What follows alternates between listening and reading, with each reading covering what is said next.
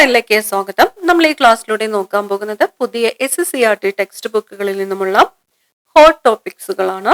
പിന്നത്തേത് 10ാം ക്ലാസ്സിലെ ടെക്സ്റ്റ് ബുക്കിൽ നിന്നുമുള്ളതാണ് നമ്മൾ നോക്കുന്നത്. ചരക്ക് സേവന നികുതി, goods and services tax, GST full form നോക്കി വെക്കുക. Goods and services tax, GST, goods and services tax. ഭരണഘടനയുടെ 101ാമത്തെ ഭേദഗതി നടപ്പാക്കുന്നതിന്റെ ഭാഗമായിട്ട് 2017 ജൂലൈ 1 ഇന്ത്യയിലെ GST നിലവിൽ വന്നു. ഇന്ത്യയിലെ GST നിലവിൽ വന്നത് എന്നാണ്? 2017 ജൂലൈ 1 ഇന്ത്യയിലെ GST നിലവിൽ വന്നത്. ഇനി 2017 ജൂലൈ 1 GST നിലവിൽ വന്നത് എത്രാമത്തെ ഭരണഘടനാ ഭേദഗതി പ്രകാരമാണ്? 101ാമത്തെ ഭരണഘടനാ ഭേദഗതി പ്രകാരമാണ് 2017 ജൂലൈ 1 ഇന്ത്യയിലെ GST നിലവിൽ വന്നത്. പലതരത്തിലുള്ള നികുതികൾ ഒന്നാക്കി ഒരു രാജ്യം ഒരു നികുതി, ഇത് ഓർത്തു വെക്കുക. ഒരു രാജ്യം ഒരു നികുതി എന്ന ആശയത്തിലൂടെ സമ്പദ് വ്യവസ്ഥ സുതാര്യമാക്കുകയാണ് GSTയുടെ ലക്ഷ്യം. ഒരു രാജ്യം ഒരു നികുതി. GSTയില് 5%, 12%, 18%, 28% എന്നിങ്ങനെ പല നിരക്കുകളുണ്ട്. അപ്പൊ GST നിരക്കുകൾ ഏതൊക്കെയാണ് വരുന്നത്? 5%, 12%, 18%, 28% നിരക്കുകളും പ്രത്യേകം നോട്ട് ചെയ്ത് വെക്കുക. 5, 12, 18, 28. അതുപോലെ GSTയിൽ നിന്നും ഒഴിവാക്കിയ ഉൽപ്പന്നങ്ങളും ഉണ്ട്. GSTയുടെ ഘടന താഴെ പറയുന്ന പ്രകാരമാണ്. GST നാം നൽകുന്ന GSTയുടെ 50% സംസ്ഥാന സർക്കാർ SGST, 50% കേന്ദ്ര സർക്കാർ CGSTക്കും ലഭിക്കുന്നു. അപ്പൊ നാം നൽകുന്ന GSTയുടെ 50% എന്ത് പറ്റുന്നു? സംസ്ഥാന സർക്കാരിന് ലഭിക്കുന്നു. അതുപോലെ 50% കേന്ദ്ര സർക്കാരിന് ലഭിക്കുന്നു. ഇനി 20 ലക്ഷം രൂപയിൽ കൂടുതൽ വാർഷിക വിറ്റുവരവുള്ള വ്യാപാരികള് GST രജിസ്ട്രേഷൻ നിർബന്ധമായിട്ട് നടത്തേണ്ടതുണ്ട്. അപ്പൊ എത്ര രൂപയിൽ കൂടുതൽ വാർഷിക വിറ്റുവരവുള്ള വ്യാപാരികളാണ് GST രജിസ്ട്രേഷൻ മസ്റ്റ് ആയിട്ട് ചെയ്യേണ്ടത്? 20 ലക്ഷം രൂപയിലാണ്. 20 ലക്ഷം രൂപയിൽ കൂടുതൽ വാർഷിക വിറ്റുവരവുള്ള വ്യാപാരികളാണ് GST രജിസ്ട്രേഷൻ നിർബന്ധമായിട്ടും നടത്തേണ്ടത്. ഒന്നും കൂടി നോക്കാം. എത്രാമത്തെ ഭരണഘടനാ ഭേദഗതി നടപ്പാക്കുന്നതിന്റെ ഭാഗമായിട്ടാണ് GST നിലവിൽ വന്നത്? 101ാമത്തെ ഭേദഗതിയാണ്. GST നിലവിൽ വന്ന വർഷം 2017 ജൂലൈ 1 ഒരു രാജ്യം ഒരു നികുതി എന്ന കോട്ട് ഓർക്കുക. ഒരു GSTയുടെ ലക്ഷ്യം എന്താണ്? ഒരു രാജ്യം ഒരു നികുതി. ഇനി GSTയില് നിരക്കുകൾ ഏതൊക്കെയാണ്? 5%, 12%, 18%, 28%. GSTയുടെ ഘടന വരുന്നത് നാം നൽകുന്ന GSTയിൽ 50% കേന്ദ്ര സർക്കാരിനും 50% സംസ്ഥാന സർക്കാരിനും ലഭിക്കുന്നു. ഇനി 20 ലക്ഷം രൂപയിൽ കൂടുതൽ വാർഷിക വിറ്റുവരവുള്ള വ്യാപാരികള് GST രജിസ്ട്രേഷൻ നിർബന്ധമായിട്ടും നടത്തേണ്ടതാണ്. അടുത്തതായിട്ട് ചില ഗുണമേന്മാ ചിഹ്നങ്ങളാണ്. ISI mark, bureau of Indian standard BIS ഉൽപ്പന്നങ്ങളുടെ നിശ്ചിത ഗുണനിലവാരം ഉറപ്പാക്കുന്നതിന് ISA മുദ്ര നൽകുന്നു. വൈദ്യുത ഉപകരണങ്ങൾ, cement, paper, paint, gas cylinder തുടങ്ങിയ വ്യവസായിക ഉൽപ്പന്നങ്ങളിൽ ഈ ചിഹ്നം കാണാം. Bureau of Indian standard BIS ഉൽപ്പന്നങ്ങളുടെ നിശ്ചിത ഗുണനിലവാരം ഉറപ്പാക്കുന്നതിന് ISA മുദ്ര നൽകുന്നു. അടുത്തത് അക്മാർക്കാണ്. അക്മാർക്ക് കാർഷിക വന ഉൽപ്പന്നങ്ങളുടെ ഗുണമേന്മ ഉറപ്പാക്കുന്നതിന് ഈ ചിഹ്നം ഉപയോഗിക്കുന്നു. കാർഷിക വന ഉൽപ്പന്നങ്ങളുടെ ഗുണമേന്മ ഉറപ്പാക്കുന്നതിന് അക്മാർക്ക്. അടുത്തത് FSSAI ഭക്ഷ്യസുരക്ഷ ഉറപ്പാക്കുന്നു. FSSAI ഭക്ഷ്യസുരക്ഷ ഉറപ്പാക്കുന്നു. അടുത്തത് പ്രാദേശികവാദങ്ങൾ, അവ വീശുന്ന പ്രദേശം, സവിശേഷതകൾ. ലോ ഉത്തരേന്ത്യൻ സമതലം, ഉഷ്ണക്കാറ്റ്. ഉത്തരേന്ത്യൻ സമതലങ്ങളിൽ വീശുന്ന ഉഷ്ണക്കാറ്റാണ് ലോ. ചിനൂക്ക് വടക്കേ അമേരിക്കയിലെ റോക്കി പർവ്വതനിരയിൽ വീശുന്നു വരണ്ട ഉഷ്ണക്കാറ്റാണ് ചിനൂക്ക്. വടക്കേ അമേരിക്കയിലെ റോക്കി പർവ്വതനിരയിൽ വീശുന്നു വരണ്ട ഉഷ്ണക്കാറ്റ് ചിനൂക്ക്. ഫോൻ യൂറോപ്പിലെ ആൽപ്സ് പർവ്വതച്ചെരുവിലാണ് വീശുന്നത് വരണ്ട ഉഷ്ണക്കാറ്റാണ്. ഹർമാറ്റൻ ആഫ്രിക്കയിലെ സഹാറ മരുഭൂമി കൊടും ചൂടിന് ശമനമേകുന്നു. ഏതൊക്കെ പ്രാദേശികവാദങ്ങൾ?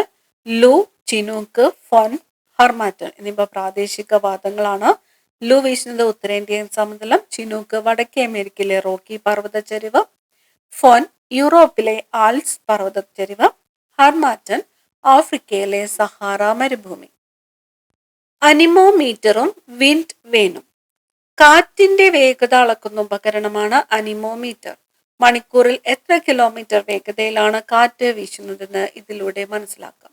കാറ്റിന്റെ വേഗത അളക്കുന്ന ഉപകരണം ഏതാണ്? അനിമോമീറ്റർ. കാറ്റിന്റെ ദിശ സൂചിപ്പിക്കുന്ന ഉപകരണമാണ് വിൻഡ് വെയിൻ. കാറ്റിന്റെ ദിശ സൂചിപ്പിക്കുന്ന ഉപകരണമാണ് വിൻഡ് വെയിൻ. കാറ്റിന്റെ വേഗത അളക്കുന്ന ഉപകരണം അനിമോമീറ്റർ. കാറ്റിന്റെ ദിശ സൂചിപ്പിക്കുന്ന ഉപകരണമാണ് വിൻഡ് വെയിൻ. ബാരോമീറ്റർ. അന്തരീക്ഷ മർദ്ദം അളക്കുന്ന ഉപകരണമാണ് ബാരോമീറ്റർ. അന്തരീക്ഷ മർദ്ദം. Mercury barometer, aneroid barometer. Left സൈഡിലേത് മെർക്കുറി ബാരോമീറ്റർ ആണ്, റൈറ്റ് സൈഡിലേത് അനിറോയ്ഡ് ബാരോമീറ്റർ ആണ്. നിരവധി വിവിധ തരം ബാരോമീറ്ററുകളുണ്ട്. മെർക്കുറി ബാരോമീറ്ററിൽ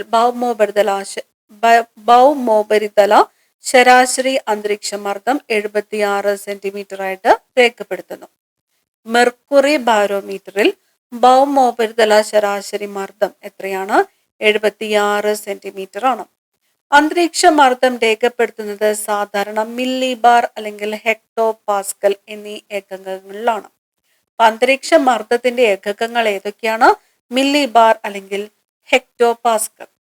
ഭൗമോപരിതല ശരാശരി മർദ്ദം 1013.2 MB അഥവാ HPa ആണ്. ഭൗമോപരിതല ശരാശരി മർദ്ദം എത്രയാണ്? 1013.2 മില്ലി ബാർ അല്ലെങ്കിൽ 1013.2 ഹെക്ടോ പാസ്കൽ ആണ്. അടുത്തതായിട്ട് മേഘങ്ങളെ കുറിച്ചാണ്. തെളിഞ്ഞ അന്തരീക്ഷ സ്ഥിതിയിൽ വളരെ ഉയർന്ന വിധാനത്ത് നേർത്ത തൂവൽ കെട്ടുകൾക്ക് സമാനമായി കാണുന്ന മേഘങ്ങളെ സിറസ് മേഘങ്ങൾ എന്ന് വിളിക്കുന്നു. സിറസ് മേഘങ്ങൾ തെളിഞ്ഞ അന്തരീക്ഷ സ്ഥിതിയിൽ വളരെ ഉയർന്ന വിധാനത്ത് നേർത്ത തൂവൽ കെട്ടുകൾക്ക് സമാനമായി കാണുന്ന മേഘങ്ങളാണ് സിറസ് മേഘങ്ങൾ. അതുപോലെ താഴ്ന്ന വിധാനങ്ങളിൽ കനത്ത പാളികളായി രൂപപ്പെടുന്ന മേഘങ്ങളെ സ്ട്രാറ്റസ് മേഘങ്ങൾ എന്ന് വിളിക്കുന്നു. സ്ട്രാറ്റസ് മേഘം എന്താണ്? താഴ്ന്ന വിധാനങ്ങളിൽ കനത്ത പാളികളായിട്ട് രൂപപ്പെടുന്ന മേഘങ്ങളാണ് സ്ട്രാറ്റസ് മേഘങ്ങൾ. ഉയർന്ന തോതിലുള്ള സംവഹന പ്രവാഹത്തിന്റെ ഫലമായി രൂപം കൊള്ളുന്ന പഞ്ഞിക്കെട്ടുകൾക്ക് സമാനമായ മേഘങ്ങളെ ക്യുമുലസ് മേഘങ്ങൾ എന്ന് വിളിക്കുന്നു. ഈ മേഘങ്ങൾ ലംബദശയിൽ കൂടുതൽ വ്യാപിച്ചു കാണുന്നു. ക്യുമുലസ് മേഘങ്ങളാണ് ഇവിടെ കാണിച്ചിരിക്കുന്നത്. പഞ്ഞിക്കെട്ടുകൾക്ക് സമാനമായ മേഘങ്ങളാണ് ക്യുമുലസ് മേഘങ്ങൾ. താഴ്ന്ന വിധാനങ്ങളിൽ രൂപപ്പെടുന്ന ഇരുണ്ട മഴമേഘങ്ങളാണ് നിംബസ് മഴമേഘങ്ങളാണ്. നിംബസ് മേഘങ്ങൾ എന്താണ്? മഴമേഘങ്ങൾ ആണ്. സാന്ദ്രമായ ജലകണികകൾ സൂര്യപ്രകാശത്തെ കടത്തിവിടാത്തതിനാലാണ് ഇരുണ്ട നിറത്തിൽ ഇവ കാണപ്പെടുന്നത്. ഇനി മേൽപ്പറഞ്ഞ മേഘങ്ങൾ ആകാശത്ത് പൊതുവെ സ്വതന്ത്രമായി കാണപ്പെടാറില്ല. വ്യത്യസ്ത തരം മേഘങ്ങളുടെ കൂടിച്ചേർന്ന അവസ്ഥയാണ് നമുക്ക് പലപ്പോഴും ദൃശ്യമാകുന്നത്. ഇത്തരം മേഘങ്ങളെ സിറോസ്ട്രാറ്റസ്, സ്ട്രാറ്റോ ക്യുമുലസ്, ക്യുമുലോ നിംബസ്, നിംബോസ്ട്രാറ്റസ് തുടങ്ങിയ പേരുകളിൽ വിളിക്കപ്പെടുന്നു. അടുത്തതായിട്ട് ലോകത്തിലെ ചില പ്രധാനപ്പെട്ട കാലാവസ്ഥ മേഖലകളാണ് ഭൂമധ്യരേഖ കാലാവസ്ഥ മേഖല, മൺസൂൺ കാലാവസ്ഥ മേഖല, സാവന്ന കാലാവസ്ഥ മേഖല, ഉഷ്ണമരുഭൂമികൾ, മിതോഷ്ണ പുൽമേടുകൾ, മെഡിറ്ററേനിയൻ കാലാവസ്ഥ മേഖല, ടൈഗെ മേഖല, ടണ്ട്ര മേഖല. ഒന്നുകൂടി: ഭൂമധ്യരേഖ കാലാവസ്ഥ മേഖല, മൺസൂൺ കാലാവസ്ഥ മേഖല, സാവന്ന കാലാവസ്ഥ മേഖല, ഉഷ്ണമരുഭൂമികൾ, മിതോഷ്ണ പുൽമേടുകൾ, മെഡിറ്ററേനിയൻ കാലാവസ്ഥ മേഖല, ടൈഗെ മേഖല, ടണ്ട്ര മേഖല. സാവന്ന കാലാവസ്ഥ മേഖല എന്താണ്? ഇരു അർദ്ധഗോളങ്ങളിലുമായിട്ട് 10 ഡിഗ്രി മുതൽ 30 ഡിഗ്രി വരെ അക്ഷാംശങ്ങൾക്കിടയിൽ കാണപ്പെടുന്ന ഉഷ്ണമേഖല പുൽമേടുകളാണ് സാവന. ഉഷ്ണമേഖല പുൽമേടുകളാണ് സാവന. വിവിധ പ്രദേശങ്ങളിൽ വ്യത്യസ്ത പേരുകളിലാണ് ഈ പുൽമേടുകൾ അറിയപ്പെടുന്നത്. ആഫ്രിക്കയിൽ സാവന്ന എന്നും, തെക്കൻ ബ്രസീലിൽ കാമ്പോസ് എന്നും, വെൻസിലോയിൽ ലനോസ് എന്നും അറിയപ്പെടുന്നു. വടക്കേ അമേരിക്കയിലെ ഒരു മിതോഷ്ണ പുൽമേടായ പ്രയറി പുൽമേടുകളാണ് ലോകത്തിന്റെ ധാന്യ കലവറ എന്ന് വിശേഷിപ്പിക്കപ്പെടുന്നത്. ലോകത്തിന്റെ ധാന്യ കലവറ എന്നറിയപ്പെടുന്നത് പ്രയറി പുൽമേടുകളാണ്. വടക്കേ അമേരിക്കയിലെ ഒരു മിതോഷ്ണ പുൽമേടായ പ്രയറി പുൽമേടുകളാണ് ലോകത്തിന്റെ ധാന്യ കലവറ എന്ന് വിശേഷിപ്പിക്കപ്പെടുന്നത്. അമേരിക്കയിലും കാനഡയിലുമായി വ്യാപിച്ചിരിക്കുന്ന ഈ വിശാല പുൽമേടിൽ ഏകദേശം 2 ദശലക്ഷം ഏക്കർ ഭൂമിയിൽ നിന്ന് വാണിജ്യാടിസ്ഥാനത്തിൽ ധാന്യ കൃഷി ചെയ്തു വരുന്നു. ഗോതമ്പാണ് പ്രധാന വിള. മിതമായ താപനിലയും മഴ ലഭ്യതയും ഫലഭൂഷ്ഠിതമായ മണ്ണും ഈ പ്രദേശത്തെ ഗോതമ്പ് കൃഷിക്ക് ഏറെ അനുയോജ്യമാക്കുന്നു. വൻതോതിലുള്ള ഗോതമ്പ് ഉൽപാദനമാണ് പ്രയറി പുൽമേടുകളെ ലോകത്തിന്റെ ധാന്യ കലവറ എന്ന വിശേഷണത്തിലേക്ക് അർഹമാക്കിയത്. ടൈഗെ മേഖല ഉത്തരാർദ്ധഗോളത്തിൽ 55 ഡിഗ്രി മുതൽ 70 ഡിഗ്രി വരെ അക്ഷാംശങ്ങൾക്കിടയിൽ സ്ഥിതി ചെയ്യുന്ന ശൈത്യ മേഖലയാണ് ടൈഗെ.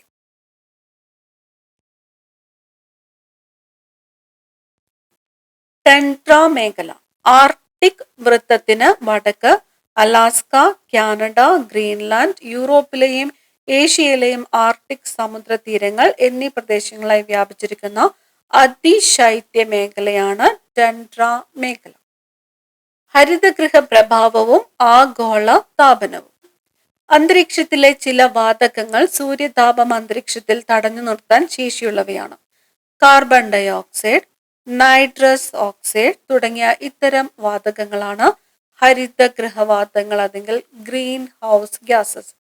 അന്തരീക്ഷത്തിലെ ചില വാതകങ്ങൾ സൂര്യതാപം അന്തരീക്ഷത്തിൽ തടഞ്ഞു നിർത്താൻ ശേഷിയുള്ളവയാണ്. അവയാണ് carbon dioxide, nitrous oxide എന്നിവ. ഇവ ഹരിതഗൃഹവാതകങ്ങൾ എന്നറിയപ്പെടുന്നു. ഹരിതഗൃഹവാതകങ്ങൾ സൂര്യപ്രകാശത്തെ ഭൂമിയിലേക്ക് കടത്തിവിടുകയും ഭൗമോപരിതലത്തിൽ നിന്നും തിരികെ പോകുന്ന ഭൗമ വികിരണം തടഞ്ഞു നിർത്തി അന്തരീക്ഷത്തിൽ ചൂട് നിലനിർത്തുകയും ചെയ്യുന്നു. ഈ പ്രക്രിയയാണ് അന്തരീക്ഷത്തിന്റെ ഹരിതഗൃഹ പ്രഭാവം അഥവാ ഗ്രീൻ ഹൗസ് എഫക്റ്റ് എന്ന് അറിയപ്പെടുന്നത്. മനുഷ്യന്റെ ചില പ്രവർത്തനങ്ങൾ ഹരിതഗൃഹവാതകങ്ങൾ അധികമായി ഉൽപ്പാദിപ്പിക്കപ്പെടാൻ കാരണമാകുന്നുണ്ട്. ഇതുമൂലം അന്തരീക്ഷത്തിന്റെ ഹരിതഗൃഹ പ്രഭാവം കൂടുതൽ ശക്തമാവുകയും അന്തരീക്ഷ താപനില വർദ്ധിക്കുകയും ചെയ്യുന്നു. ഇതാണ് ആഗോള താപനം, ഗ്ലോബൽ വാർമിംഗ്. കൽക്കരി, പെട്രോളിയം തുടങ്ങിയ ഫോസിൽ ഇന്ധനങ്ങൾ കത്തിക്കുന്നതിലൂടെയും വ്യവസായശാലകളിലെ മാലിന്യങ്ങളിൽ നിന്നും ഖരമാലിന്യങ്ങളിൽ നിന്നുമൊക്കെയാണ് ഹരിതഗൃഹവാതകങ്ങൾ അന്തരീക്ഷത്തിൽ അധികമായി എത്തുന്നത്. ആഗോളതാപനം കാലാവസ്ഥ വ്യതിയാനത്തിന് ആക്കം കൂട്ടുന്നു. അടുത്തതായിട്ട് അന്താരാഷ്ട്ര ഉദ്യമങ്ങൾ, വർഷം, സ്ഥലം, ഇടപെടലുകൾ. ലോക കാലാവസ്ഥാ സംഘടന നിലവിൽ വന്നത് 1950 ജനീവ കാലാവസ്ഥാ സമ്മേളനങ്ങൾ. സ്റ്റോക്ക്ഹോം സമ്മേളനം 1972 സ്റ്റോക്ക്ഹോം. പരിസ്ഥിതി പരിപാലനവും വികസനവുമാണ് ലക്ഷ്യം. ഭൗമ ഉച്ചകോടി 1992 റിയോ ഡി ജനീറോ. പ്രകൃതി സൗഹാർദ്ദ വികസനം പ്രോത്സാഹിപ്പിക്കുന്നതിനായി UN അജണ്ട 21 തയ്യാറാക്കി. Kyoto protocol 1997 Kyoto. അന്തരീക്ഷത്തിൽ ഹരിതഗൃഹവാതകങ്ങളുടെ അളവ് പരിമിതപ്പെടുത്തുക. Kyoto protocol 1997. Montreal protocol 1987 Montreal.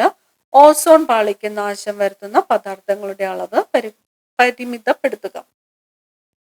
Montreal protocol. Paris ഉടമ്പടി 2015 പാരീസില് ആഗോള താപന വർധനവ് കുറയ്ക്കുക, കാലാവസ്ഥാ വ്യതിയാനത്തിന്റെ അനന്തരഫലങ്ങളോട് പൊരുത്തപ്പെടുവാൻ ലോകരാഷ്ട്രങ്ങളെ സഹായിക്കുക. G20 ഉച്ചകോടി 2023 ന്യൂഡൽഹിയിലാണ് നടന്നത്. ഒരു ഭൂമി, ഒരു കുടുംബം, ഒരു ഭാവി, ഹരിത വികസനം, കാലാവസ്ഥാ ധനകാര്യം, സമഗ്ര വികസനം. നിദ്രാരോഗം. ഭൂമധ്യരേഖ മഴക്കാടുകളിൽ കാണപ്പെടുന്ന ഒരു രോഗമാണ് നിദ്രാരോഗം, സ്ലീപ്പിംഗ് സിക്നസ്. ഈ രോഗം പരത്തുന്നത് സെസെ എന്ന ഈച്ചകളിലൂടെയാണ്. നിദ്രാരോഗം പരത്തുന്നത് സെസെ എന്ന ഈച്ചകളിലൂടെയാണ്. ഭൂമധ്യരേഖ മഴക്കാടുകളിൽ കൊതുക് പരത്തുന്ന മറ്റൊരു മാരക രോഗമാണ് യെല്ലോ ഫീവർ. ഭൂമധ്യരേഖ മഴക്കാടുകളിൽ കൊതുക് പരത്തുന്ന മറ്റൊരു മാരക രോഗമാണ് യെല്ലോ ഫീവർ. അപ്പൊ സെസെ പരത്തുന്നത്, നിദ്രാരോഗം പരത്തുന്നത് സെസെ എന്ന ഈച്ചകളാണ്. Yellow fever പരത്തുന്നത് കൊതുകുകളാണ്. അടുത്തത് ഇന്ത്യയുടെ കേന്ദ്ര Bank Reserve Bank of India ആണ്. ഇന്ത്യയുടെ കേന്ദ്ര Bank Reserve Bank of India ആണ്. റിസർവ് ബാങ്കിന്റെ തലവൻ എന്ന് പറയുന്നത് റിസർവ് ബാങ്ക് ഗവർണറാണ്. 1934 Reserve Bank of India Act പ്രകാരം 1935 ഏപ്രിൽ 1 കൊൽക്കത്തയിൽ സ്ഥാപിതമായ റിസർവ് ബാങ്കിന്റെ ആസ്ഥാനം 1937 മുംബൈയിലേക്ക് മാറ്റി. 1949 RBI ദേശസാൽക്കരിക്കപ്പെട്ടു. ഇപ്പൊ റിസർവ് ബാങ്ക് ഓഫ് ഇന്ത്യ സ്ഥാപിതമായത് എന്ന് ചോദിച്ചാൽ 1935 ഏപ്രിൽ 1 എവിടെയാണ്? കൊൽക്കത്തയിലാണ്. കൊൽക്കത്തയിൽ സ്ഥാപിതമായ റിസർവ് ബാങ്കിന്റെ ആസ്ഥാനം 1937 മുംബൈയിലേക്ക് മാറ്റി. റിസർവ് ബാങ്ക് ഓഫ് ഇന്ത്യയുടെ RBIയുടെ ആസ്ഥാനം എവിടെയെന്ന് ചോദിച്ചാലോ എവിടെയാണ്? മുംബൈ ആണ്. Mumbai. Reserve Bank of India സ്ഥാപിതമായത് 1934 Reserve Bank of India act പ്രകാരമാണ്. ഇനി RBI ദേശസാൽക്കരിക്കപ്പെട്ട വർഷം 1949 ആണ്. 1949. അടുത്തത് റിസർവ് ബാങ്കിന്റെ ധർമ്മങ്ങളാണ്. റിസർവ് ബാങ്ക് കറൻസി അച്ചടിക്കുന്നു. റിസർവ് ബാങ്കിന്റെ ധർമ്മങ്ങളാണ് കറൻസി അച്ചടിക്കുന്നു. 1934 Reserve Bank of India Act പ്രകാരം നാണയങ്ങളും ₹1 നാണയങ്ങളും ഒഴികെയുള്ള എല്ലാ കറൻസികളും അച്ചടിച്ചിറക്കുവാനായിട്ട് അധികാരമുള്ളത് റിസർവ് ബാങ്കിനാണ്.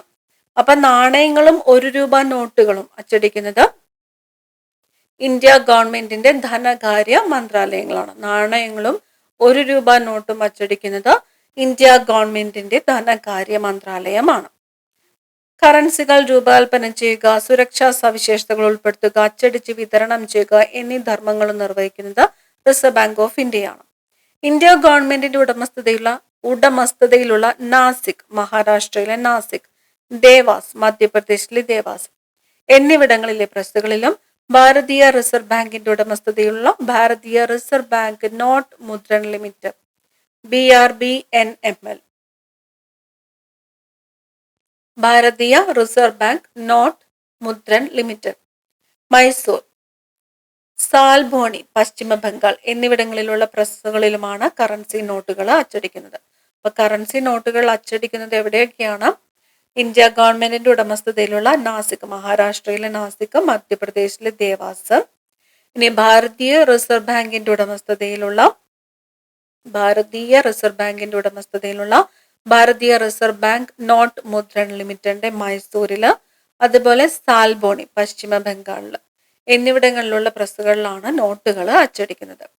നാണയങ്ങൾ നിർമ്മിക്കുന്നത് ഇന്ത്യ ഗവൺമെന്റിന്റെ ഉടമസ്ഥതയിലുള്ള മുംബൈ, ഹൈദരാബാദ്, കൊൽക്കത്ത, നോയിഡ എന്നിവിടങ്ങളിലെ മിന്റുകളിലാണ്. ഒരിക്കൽ പ്രചാരത്തിലുള്ള കറൻസികൾ ഗവൺമെന്റ് നിർദ്ദേശം കണക്കിലെടുത്ത് റിസർവ് ബാങ്ക് ഓഫ് ഇന്ത്യക്ക് പിൻവലിക്കാം. കറൻസികൾ പിൻവലിക്കാനുള്ള അധികാരവും റിസർവ് ബാങ്ക് ഓഫ് ഇന്ത്യക്കുണ്ട്. ഇത് ഡിമോണിറ്റൈസേഷൻ എന്ന് അറിയപ്പെടുന്നു. ഇനി 2016 നവംബർ 8 ഇന്ത്യയിൽ അടുത്ത കാലത്തായിട്ട് ഡിമോണിറ്റൈസേഷൻ നടപ്പാക്കിയത്. എന്നാണ് 2016 നവംബർ 8. അഴിമതി, കള്ളപ്പണം, ഭീകരവാദം, വ്യാജ കറൻസികൾ എന്നിവ തടയുകയായിരുന്നു അതിന്റെ ഉദ്ദേശം. അന്ന് വരെ നിലവിലുണ്ടായിരുന്ന ₹500, ₹1000 എന്നീ കറൻസി നോട്ടുകൾ ലീഗൽ ടെൻഡർ അല്ല എന്ന് പ്രഖ്യാപിച്ചു. ₹500 ₹2000 പുതിയ കറൻസികൾ അച്ചടിച്ചിറക്കി.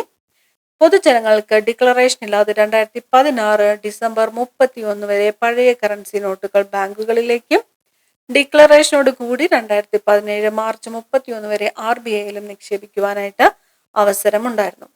അടുത്തത് റിസർവ് ബാങ്ക് ബാങ്കുകളുടെ ബാങ്കായിട്ട് പ്രവർത്തിക്കുന്നു. ബാങ്കുകളുടെ ബാങ്ക് ഏതാണോ? റിസർവ് ബാങ്ക് ഓഫ് ഇന്ത്യ ആണ്.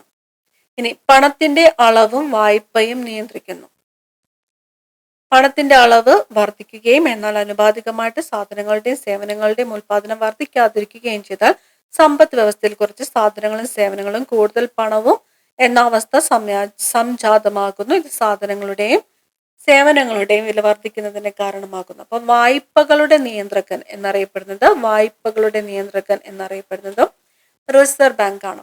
ഇന്ത്യയിൽ പണപ്പെരുപ്പം കണക്കാക്കുന്നത് ഉപഭോക്തൃ വില സൂചിക കൺസ്യൂമർ പ്രൈസ് ഇൻഡെക്സ് ഉപയോഗിച്ചിട്ടാണ്. ഇന്ത്യയിൽ പണപ്പെരുപ്പം കണക്കാക്കുന്നത് ഉപഭോക്തൃ വില സൂചിക കൺസ്യൂമർ പ്രൈസ് ഇൻഡെക്സ് ഉപയോഗിച്ചാണ്.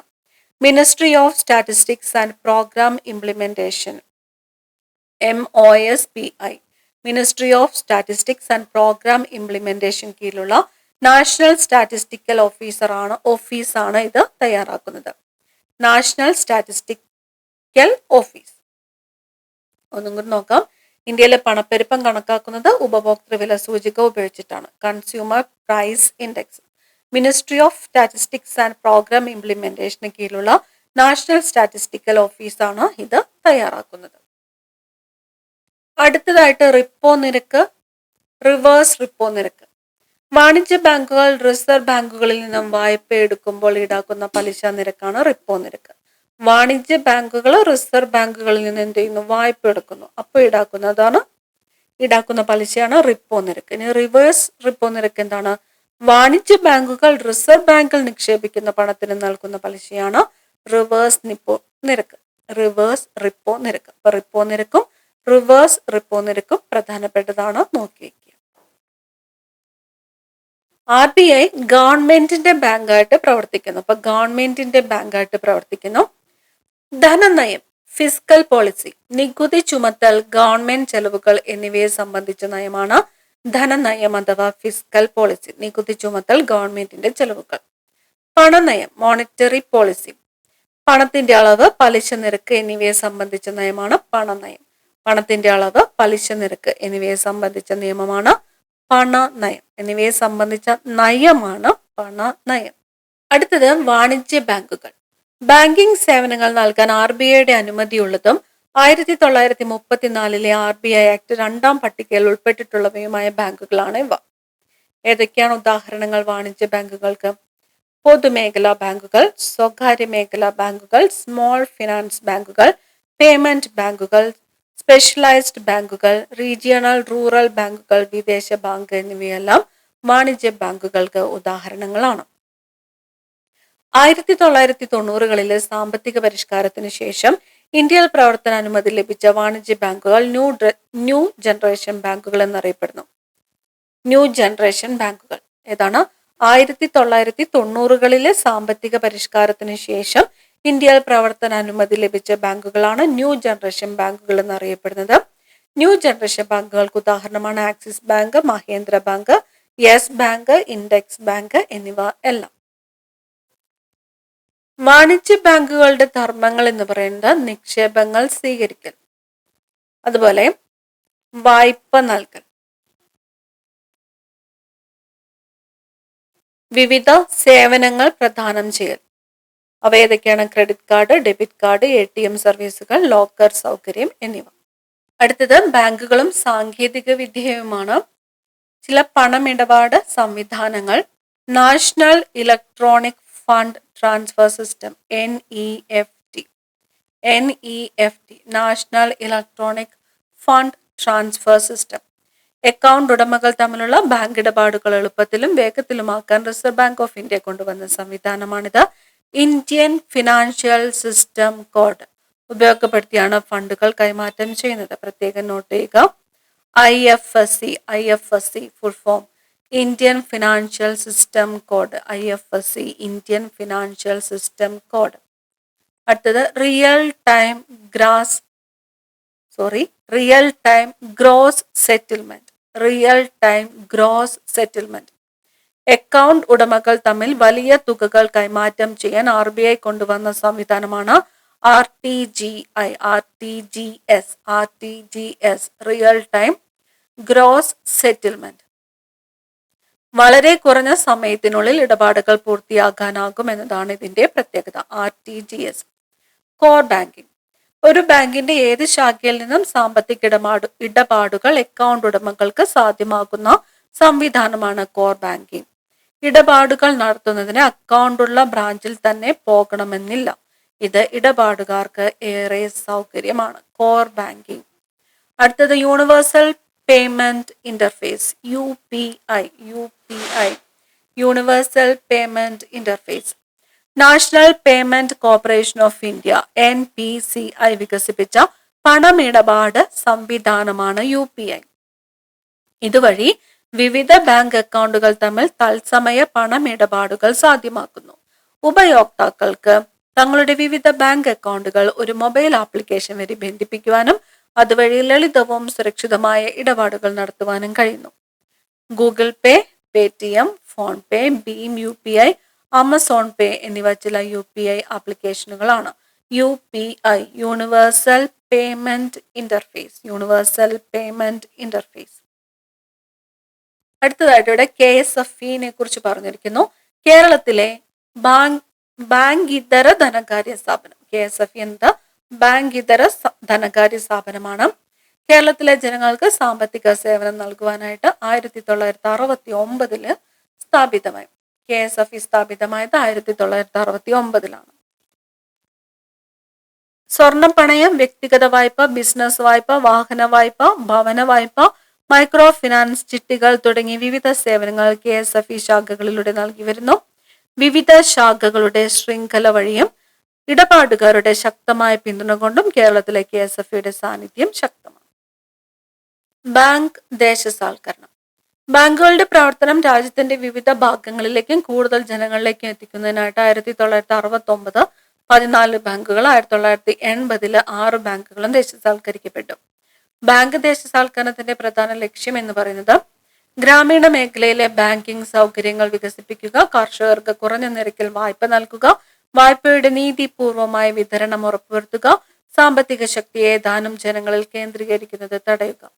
ബാങ്ക് ദേശസാൽക്കരണത്തിന്റെ ലക്ഷ്യങ്ങൾ: 1969 14 ബാങ്കുകളും 1980 6 ബാങ്കുകളും ദേശസാൽക്കരിക്കപ്പെട്ടു. കേരള ബാങ്ക്. കേരള ബാങ്കിന്റെ ചരിത്രം ആരംഭിക്കുന്നത് ശ്രീമൂലം തിരുനാൾ മഹാരാജാവിന്റെ 1914 തിരുവിതാംകൂർ സഹകരണ സംഘം നിയമത്തിലൂടെ 1915 തിരുവനന്തപുരം കേന്ദ്ര സഹകരണ ബാങ്കായി രജിസ്റ്റർ ചെയ്തത് മുതലാണ്. ശ്രീമൂലം തിരുനാൾ മഹാരാജാവ് 1916 ജനുവരി 18 ബാങ്കായി പ്രവർത്തിച്ചു തുടങ്ങി. 1966 ജൂലൈയിൽ റിസർവ് ബാങ്ക് ഓഫ് ആക്ട്, അതായത് 1934 ആക്ട് പ്രകാരമുള്ള 2ാം പട്ടികയിൽ ഉൾപ്പെട്ടു.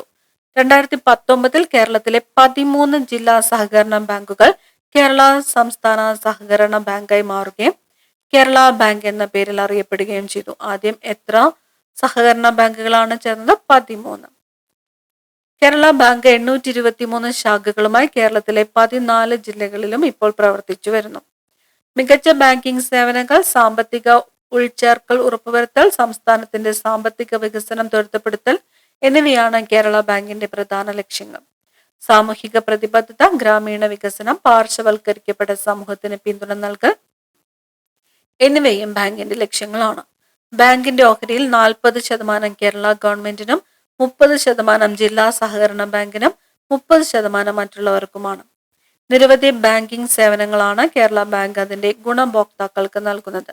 നിക്ഷേപങ്ങൾ സ്വീകരിക്കൽ, വായ്പ നൽകൽ, മറ്റ് പണമിടപാടുകൾ നടത്തൽ എന്നിവയെല്ലാം ഇതിൽ ഉൾപ്പെടും. കേരളത്തിലുടനീളമുള്ള ATM സർവീസുകൾ, ആധുനിക ബാങ്കിംഗ് സാങ്കേതിക വിദ്യ, ഡിജിറ്റൽ പ്ലാറ്റ്ഫോം എന്നിവയിലൂടെ തങ്ങളുടെ ഇടപാടുകാർക്ക് മെച്ചപ്പെട്ട അനുഭവവും മികച്ച കാര്യക്ഷമതയും ബാങ്ക് നൽകുന്നു. അടുത്തതായിട്ട് മൈക്രോ ഫിനാൻസ് ആണ്. മൈക്രോ ഫിനാൻസ് പരമ്പരാഗത ബാങ്കിംഗ് സേവനങ്ങൾ ലഭ്യമല്ലാത്ത താഴ്ന്ന വരുമാനത്തിൽപ്പെട്ട വ്യക്തികൾ, കുടുംബങ്ങൾ, ബിസിനസ്സുകാർ എന്നിവർക്ക് സാമ്പത്തിക സേവനങ്ങൾ നൽകുക എന്നതാണ് മൈക്രോ ഫിനാൻസ് കൊണ്ട് ഉദ്ദേശിക്കുന്നത്. ദാരിദ്ര്യം കുറയ്ക്കുക, സ്ത്രീകളെയും പാർശ്വവൽക്കരിക്കപ്പെട്ടവരെയും ശാക്തീകരിക്കുക, സംരംഭകത്വം പ്രോത്സാഹിപ്പിക്കുക, തൊഴിൽ സൃഷ്ടി ഉറപ്പുവരുത്തുക, ജീവിത നിലവാരം മെച്ചപ്പെടുത്തുക എന്നെല്ലാം മൈക്രോ ഫിനാൻസ് മുന്നോട്ട് വയ്ക്കുന്ന ലക്ഷ്യങ്ങളാണ്. 1983 ബംഗ്ലാദേശിൽ പ്രൊഫസർ മുഹമ്മദ് യൂനുസ് സ്ഥാപിച്ച ഗ്രാമീൺ ബാങ്ക് മൈക്രോ ഫിനാൻസിന് മികച്ച ഉദാഹരണമാണ്. 1983 എവിടെയാണ്? ബംഗ്ലാദേശില് മുഹമ്മദ് യൂനസ്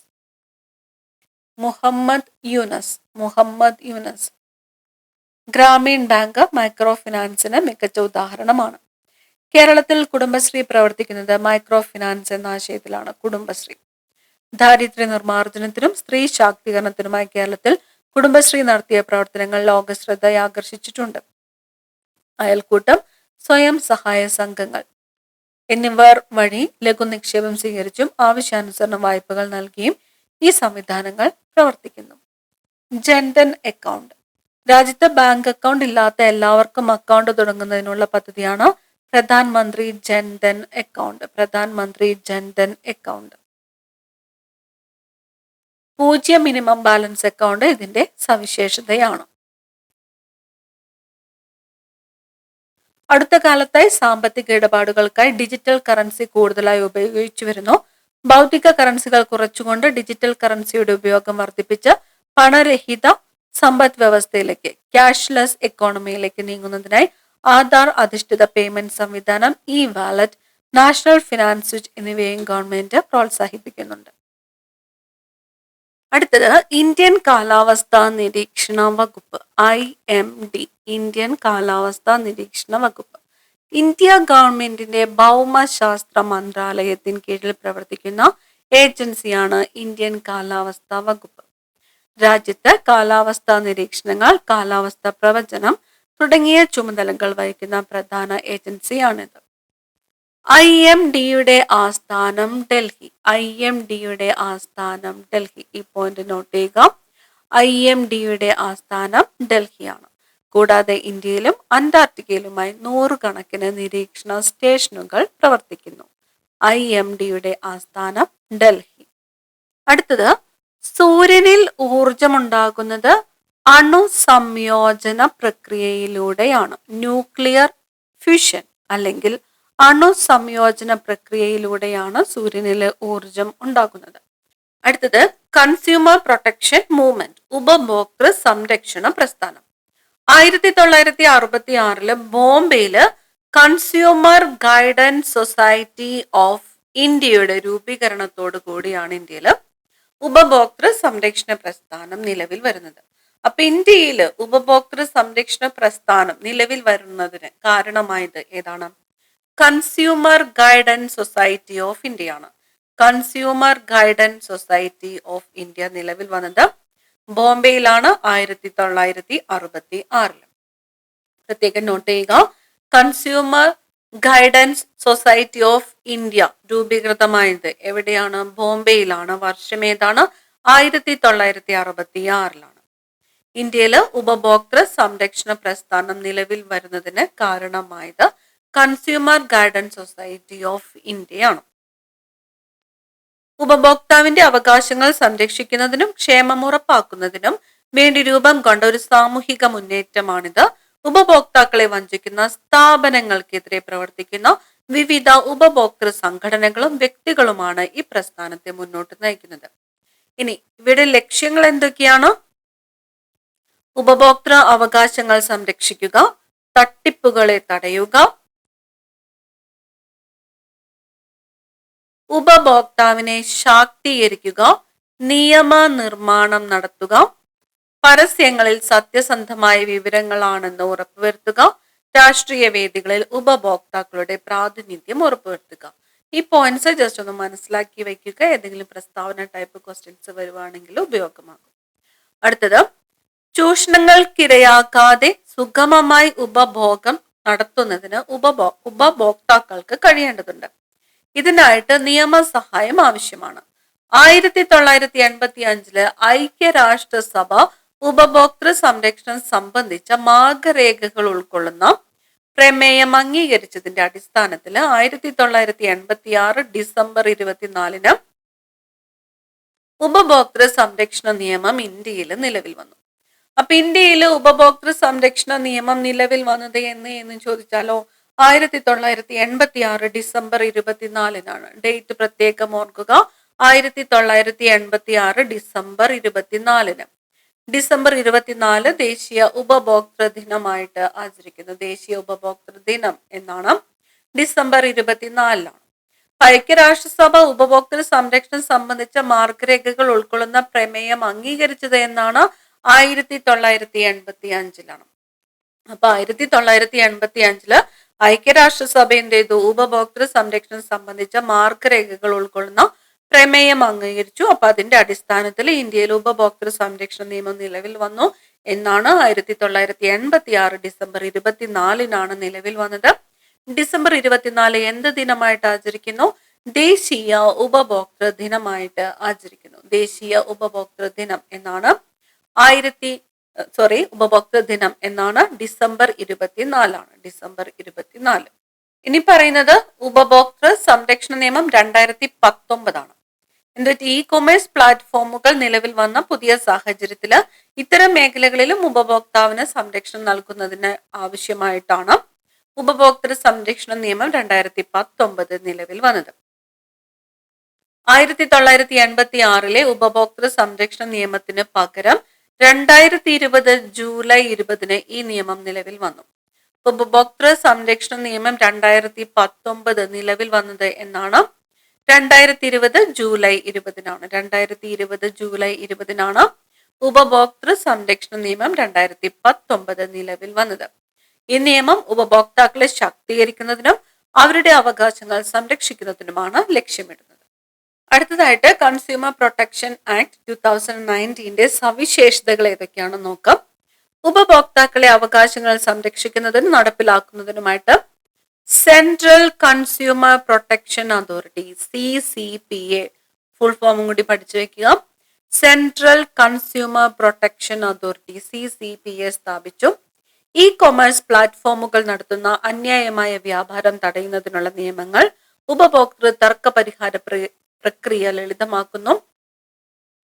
മായം കലർന്ന അല്ലെങ്കിൽ വ്യാജ വസ്തുക്കളുടെ നിർമ്മാണമോ വിൽപ്പനയോ നടത്തുന്നവരെ ശിക്ഷിക്കാൻ ഈ നിയമം വ്യവസ്ഥ ചെയ്യുന്നു. തെറ്റിദ്ധരിപ്പിക്കുന്ന പരസ്യങ്ങൾ പ്രചരിപ്പിക്കുന്നത് തടയുന്നു.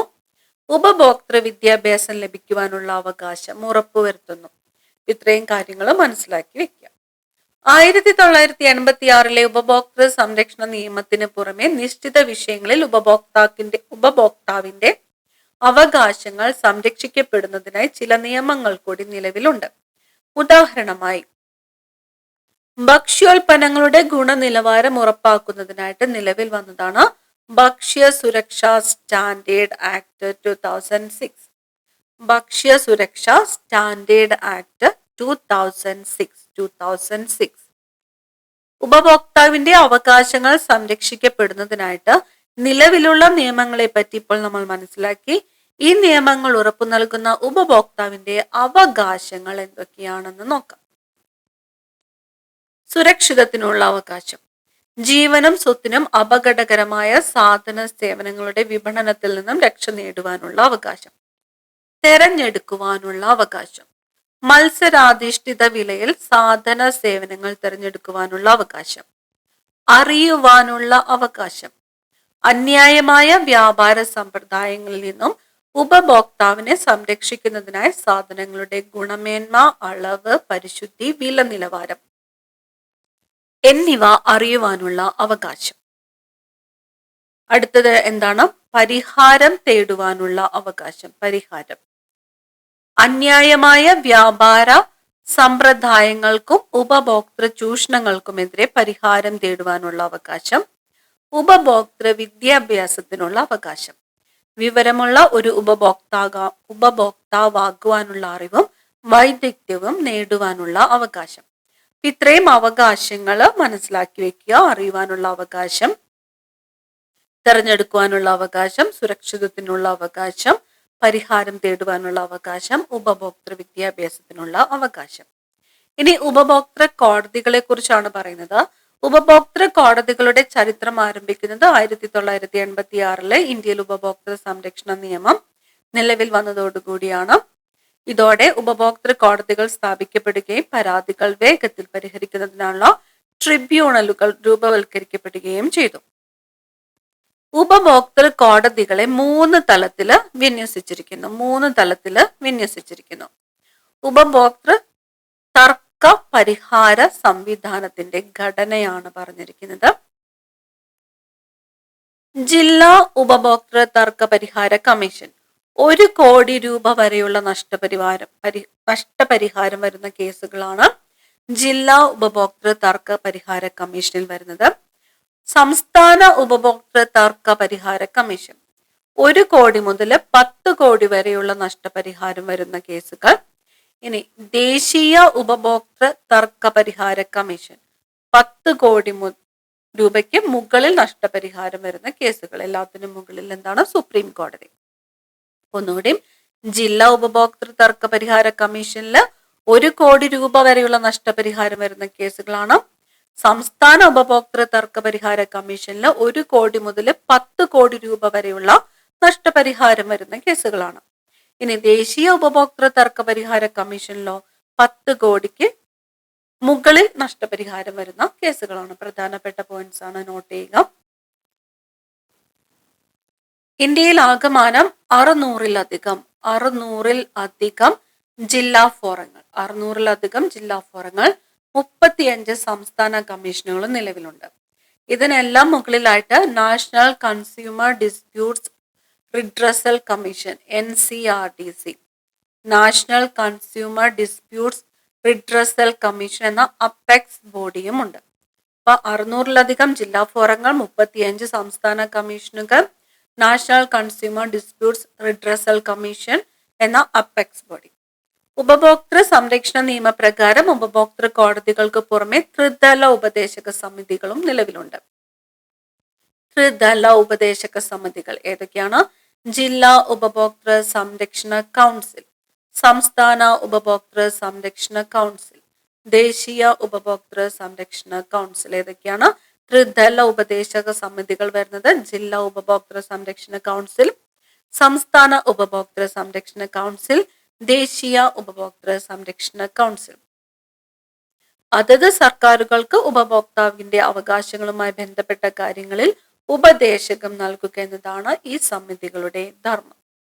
അടുത്തതായിട്ട് ഇവിടെ പറഞ്ഞിരിക്കുന്നത് വിവിധ തരം കബളിപ്പിക്കലുകളും അവ പരിഹരിക്കാനായിട്ട് സമീപിക്കാവുന്ന സ്ഥാപനങ്ങളുമാണ്. വിദ്യാഭ്യാസ സ്ഥാപനങ്ങളുമായിട്ട് ബന്ധപ്പെട്ട തട്ടിപ്പുകളാണെങ്കിൽ UGC, AICTE, സ്റ്റേറ്റ് ബോർഡ് എന്നിവയുമായിട്ട് ബന്ധപ്പെടാം.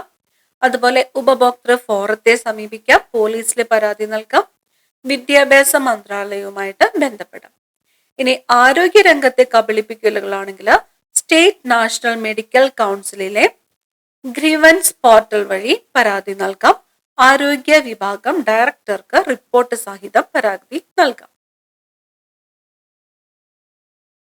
ഗുരുതരമായ ആരോഗ്യ തട്ടിപ്പുകൾക്ക് ഹൈക്കോടതിയിലും സുപ്രീം കോടതിയിലും പബ്ലിക് ഇൻട്രസ്റ്റ് ലിറ്റിഗേഷൻ ഫയൽ ചെയ്യാം, PIL. ഗുരുതരമായ ആരോഗ്യ തട്ടിപ്പുകളാണെങ്കിൽ ഹൈക്കോടതി, സുപ്രീം കോടതി നമുക്ക് എന്ത് ചെയ്യാം? പബ്ലിക് ഇൻട്രസ്റ്റ് ലിറ്റിഗേഷൻ ഫയൽ ചെയ്യാം. ആരോഗ്യ സേതു ആപ്പ് വഴി പരാതി നൽകാം. ആരോഗ്യ സേതു ആപ്പ്, നോട്ട് ചെയ്യുക, ആരോഗ്യ സേതു ആപ്പ്. ഇനി വിദേശത്ത് ജോലി വാഗ്ദാനം ചെയ്ത് നടത്തുന്ന പറ്റിക്കലുകൾക്ക് പ്രൊട്ടക്ടറേറ്റ് ഓഫ് എമിഗ്രൻസ് വഴി പരാതി നൽകാം. IPC സെക്ഷൻ 420 പ്രകാരം കേസ് ഫയൽ ചെയ്യാം. വിദേശത്ത് എത്തിയ ശേഷമാണ് പറ്റിക്കപ്പെട്ടതെങ്കിൽ ഇന്ത്യൻ എംബസി ഹൈക്കമ്മീഷൻ പരാതി സമർപ്പിക്കാം. പ്രവാസി ഭാരതീയ സഹായ കേന്ദ്രവുമായിട്ട് ബന്ധപ്പെടാം. പ്രവാസി ഭാരതീയ സഹായ കേന്ദ്രം PBSK ടോൾ ഫ്രീ നമ്പർ 1800113090 എന്നതാണ്. 1800113090. ഇനി ഓൺലൈൻ തട്ടിപ്പുകൾ സൈബർ ക്രൈം സെല്ലിൽ പരാതിപ്പെടാം. 13 എന്ന പോർട്ടലിൽ റിപ്പോർട്ട് ചെയ്യുക. Indian computer emergency response team, ദേശീയ ഉപഭോക്തൃ ഹെൽപ്പ് ലൈൻ വഴിയോ info@cert.in.org എന്ന അഡ്രസ്സിലോ പരാതി സമർപ്പിക്കാം. ബാങ്കിംഗ് രംഗത്തെ കബളിപ്പിക്കലുകളാണെങ്കിൽ ബാങ്ക് ഗ്രീവൻസ് റെഡ്രസൽ മെക്കാനിസത്തെ സമീപിക്കാം, അല്ലെങ്കിൽ ബ്രാഞ്ച് മാനേജറിനെ സമീപിക്കാം. 30 ദിവസത്തിനുള്ളിൽ ബാങ്ക് മറുപടി തരാത്ത പക്ഷം RBI ഓംബുഡ്സ്മാനെ സമീപിക്കാം. എത്ര ദിവസമാണ്? 30 ദിവസം. Banking ombudsman toll free number 1448, CGM bank@rbi.org